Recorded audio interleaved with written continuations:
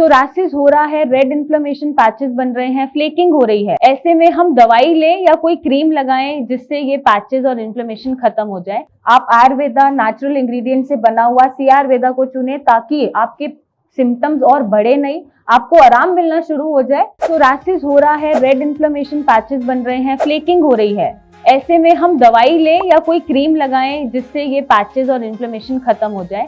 नमस्कार, मैं डॉक्टर मेघा चतुर्वेदी आपका स्वागत करती हूं अपने चैनल पे। सोरासिस जब होता है तो पेशेंट को समझ नहीं आता कि ये हुआ क्या है। हम अपने आसपास ऑब्वियसली कोई स्किन क्लिनिक पे जाते हैं, वहां से डायग्नोसिस बनवाते हैं और वो हमें इनिशियल स्टेजेस पे एंटी फंगल ट्रीटमेंट या एंटी एलर्जिक ट्रीटमेंट देके भेज देते हैं, जिसमें हम एंटी हिस्टामिनिक टैबलेट यूज करते हैं, सिट्राजिन यूज करते हैं या कोई स्टीरॉइड का इंजेक्शन या डेक्सा, ऐसी चीजों का हम यूज करके उसको सप्रेस कर लेते हैं। थोड़े टाइम बाद ये फिर से आपकी बॉडी पे दिखना शुरू हो जाता है और पहले से ज्यादा ये एग्रावेटेड फॉर्म में आता है, जिसमें फ्लेकिंग ज्यादा है, दर्द ज्यादा है, खुजली ज्यादा है और पूरी बॉडी कवर हो गई। अब आपको समझ नहीं आ रहा आपको करना क्या है और ये आपको क्या हो गया है। पैनिक करने की जरूरत नहीं है। अगर ये कंडीशन आपको भी फेस करनी पड़ रही है तो ये सोरासिस हो सकती है एंड ये सोरासिस ही होती है। कंफर्मेटरी टेस्ट के लिए आप एक बायोप्सी रिपीट करा सकते हैं, बायोप्सी टेस्ट करा सकते हैं, जिसमें स्किन का टुकड़ा लेके जांच के लिए भेजा जाता है। उसमें कंफर्मेशन मिल जाती है कि कोई फंगल नहीं है, कोई एक्जिमा नहीं है, बल्कि सोरासिस है। नाउ सोरासिस होता क्या और ये आपको एकदम से क्यों हो गई? सोरासिस एक ऑटोइम्यून बीमारी है, ऑटोइम्यून डिसऑर्डर है।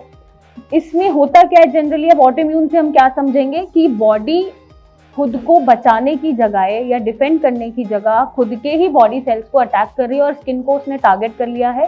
स्किन के सेल्स रैपिडली एबनॉर्मली बढ़ते जा रहे हैं, जिसकी वजह से स्किन शेड हो रही है, इन्फ्लेमेशन आपको देखने को मिल रही है और इचिंग बर्निंग साथ में जैसे सिम्टम्स लगे हुए हैं। आपको हुई क्यों? ऑब्वियसली ऐसी बीमारी जब आपको होगी तो ये आप सोचेंगे कि मुझे क्यों हो गई, मैंने किसका क्या बुरा किया या मैंने कौन से जन्म के पाप करें जो ये मुझे बीमारी हो गई और ठीक ही नहीं हो रही है, बार बार ठीक होती है, आ जाती है, फिर से रिलैप्स हो जाती है। ऐसा सोचने की जरूरत नहीं है। ये जब आपकी बॉडी की इम्यूनिटी इतनी हाइपर एक्टिव काम करती है कि वो खुद को पहचानती नहीं है, जबकि अटैक करती है, तब ये जनरली आपको बीमारी होती है। अब होती क्यों है, इसके पीछे कारण बहुत सारे हो सकते हैं। हो सकता है आपकी फैमिली में कोई ऑटोइम्यून डिसऑर्डर चल रहा हो, सोरासिस नहीं और कोई ऑटोइम्यून डिसऑर्डर चल रहा हो, जिसके चलते आपको ये ट्रिगर कर गया किसी वजह से और आपको ये दिखने लग गई। 3 जनरेशन पहले भी अगर कोई ऑटोइम्यून बीमारी चल रही है, सोरासिस के अलावा भी बहुत सारे ऑटोइम्यून डिसऑर्डर्स होते हैं, वो भी जब फैमिली में चल रही होती है तो भी ये ट्रिगर कर जाती है। मैक्सिमम केसेस में हिस्ट्री होती है और हमें मिलती है, लेकिन कुछ ऐसे फैक्टर्स हैं जैसे लाइफस्टाइल, आप अल्कोहल बहुत ज्यादा ले रहे हैं, बहुत ईटिंग हैबिट्स आपकी गलत है, बाहर का खाना ज्यादा खा रहे हैं, एनिमल प्रोटीन ज्यादा खा रहे हैं, स्ट्रेस बहुत है, ना सोने का टाइम है ना उठने का टाइम है, तो इन सब की वजह से ये ट्रिगर कर जाती है और इन कारणों से भी आपको ये इंड्यूस हो जाती है। करना क्या है?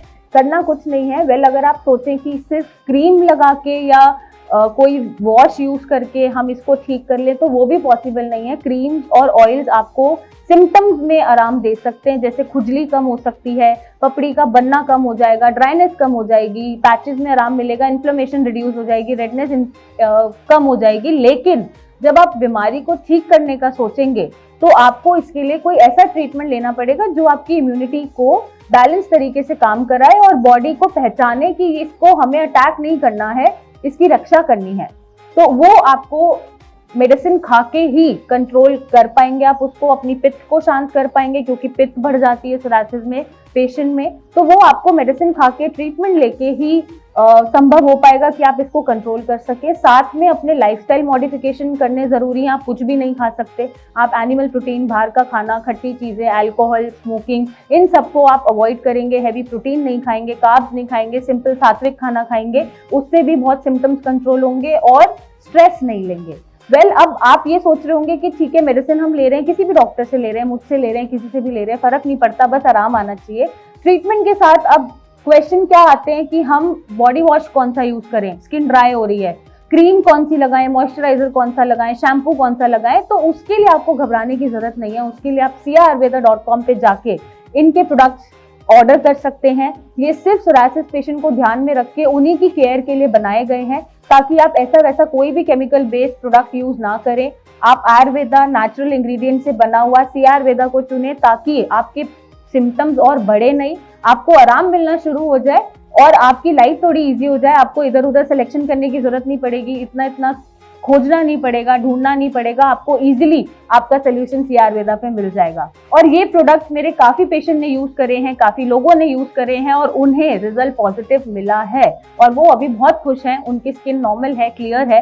तो आप भी ऑर्डर कर सकते हैं और साथ में ऐसा कोई ट्रीटमेंट चूज करें, चाहे मेरा चाहे किसी और का, जो अंदर से आपके सोरासिस को होने से रोके, जो इम्यूनिटी को बैलेंस तरीके से काम करना सिखाए और आपके पित्त को शांत करे।